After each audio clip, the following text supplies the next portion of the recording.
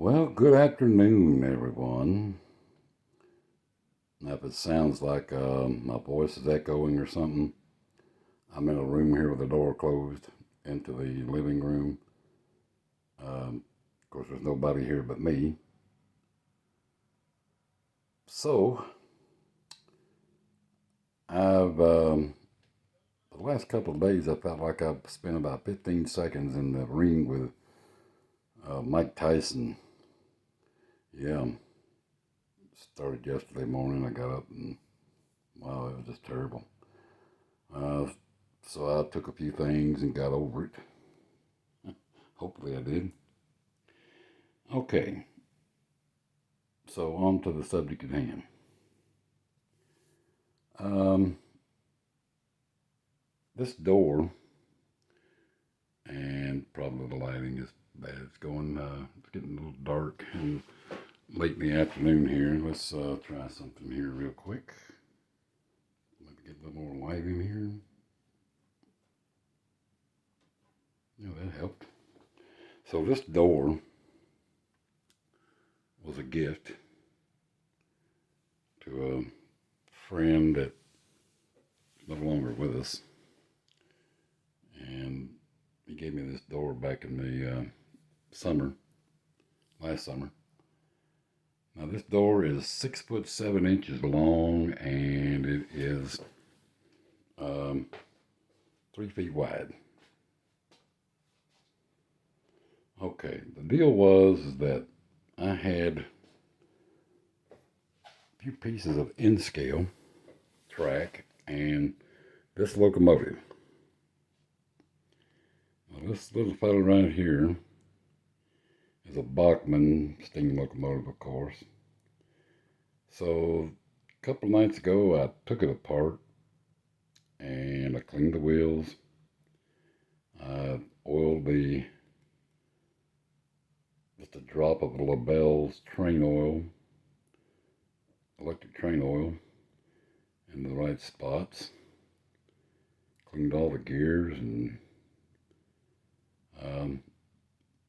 the armature looked like it was clean. There was no scars, no dark spots.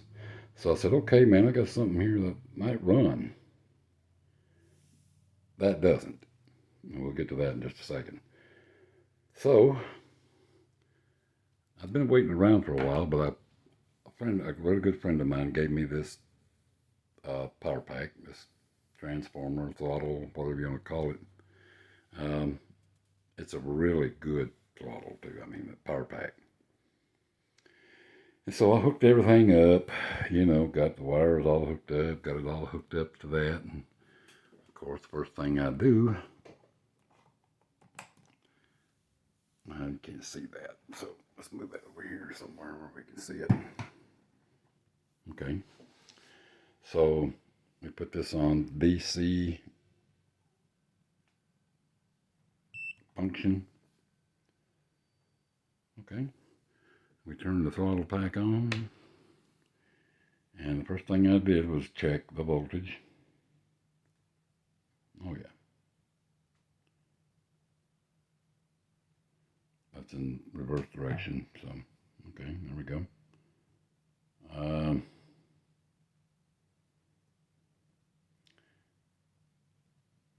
So it works.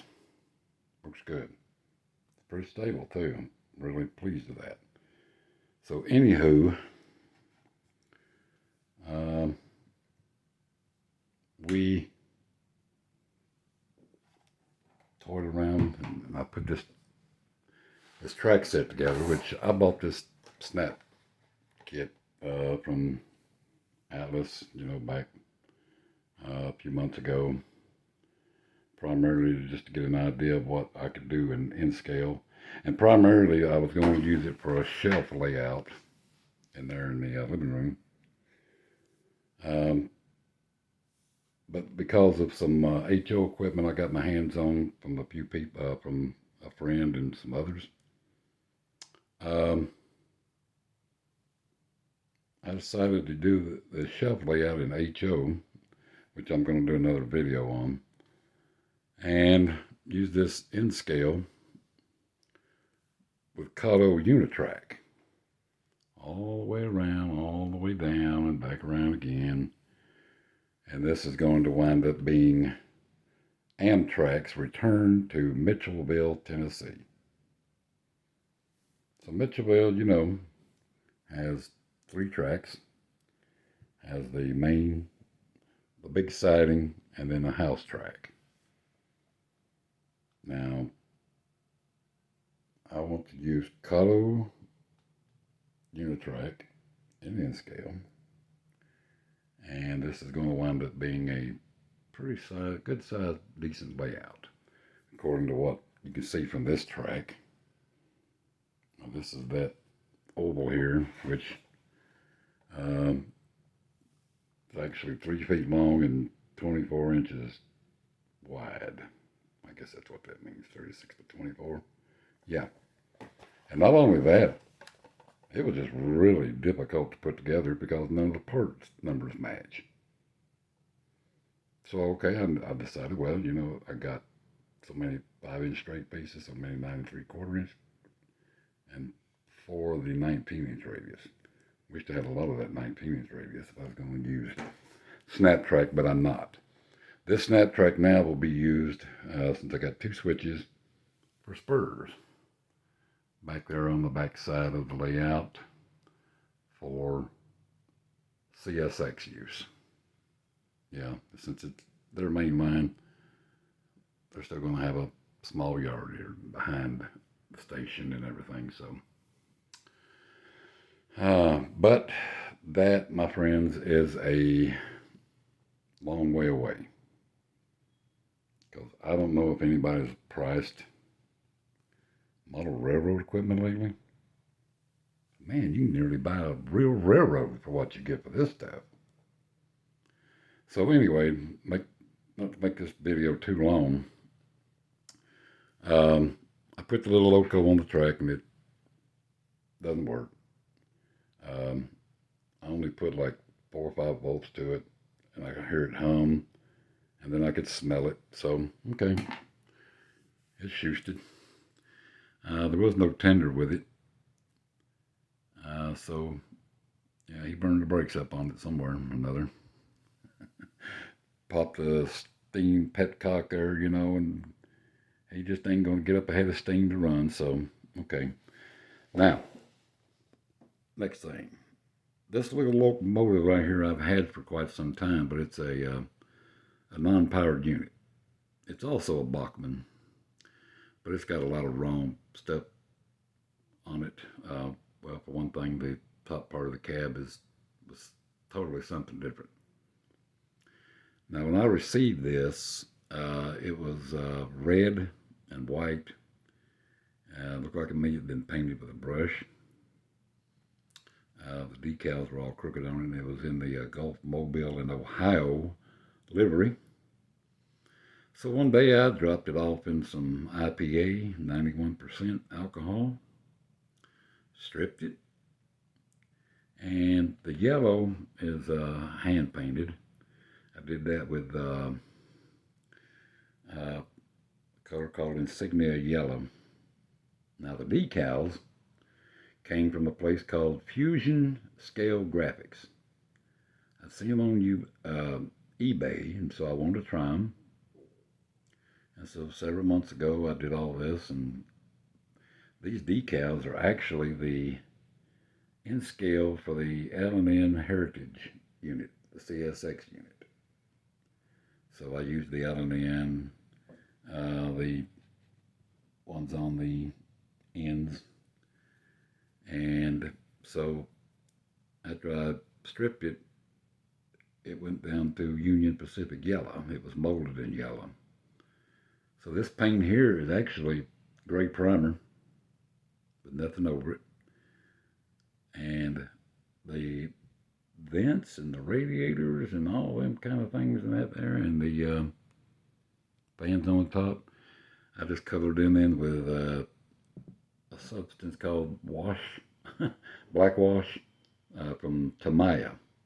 That's a modeling company that deals in all that stuff.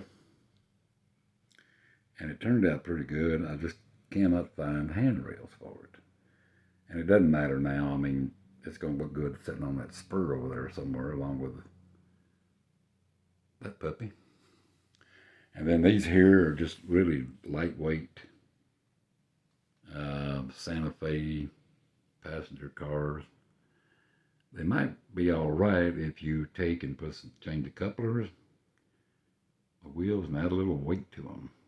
They're really just like, nothing. Made by a company called Western in Germany. Anybody's heard of that? Please let me know down in the comments section below. So, but anyway, I just thought I'd play with it here for a little while and, get this big Jeep running here and see we'll get through the turnout there and we'll just roll along. The wire out of the way there.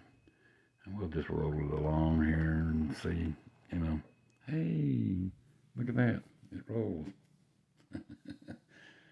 Yeah, I had to get out the tools to work on things, but I didn't put the entire track together.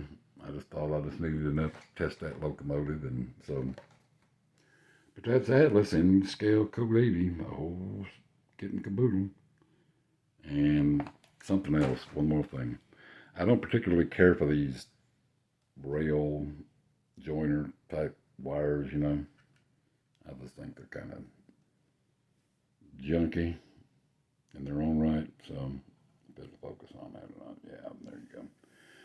Okay, folks, that'll do it. So we'll, I've got one more video I'm going to make probably a little later this afternoon. Excuse me. But it's on the priority project I'm working on.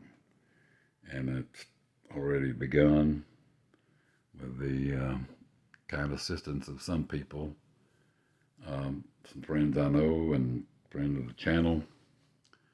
And I'm doing it in HO scale. So, okay. Thank you for watching.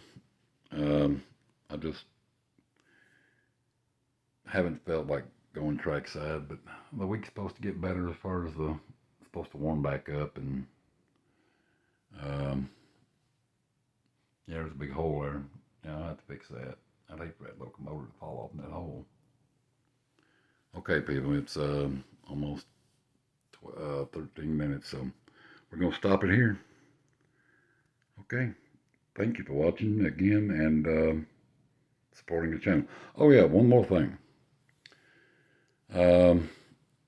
I checked about an hour or so ago, and we're up to 161 survivors. I mean, good grief. Subscribers. And yeah, I guess you could call them survivors. They've stuck around with me all this time. So, there's a side view of that locomotive. Yeah. It is cute in a way, but anywho, that's it. So, thank you for watching Trackside Chat Episode 2. Yes. Thank you.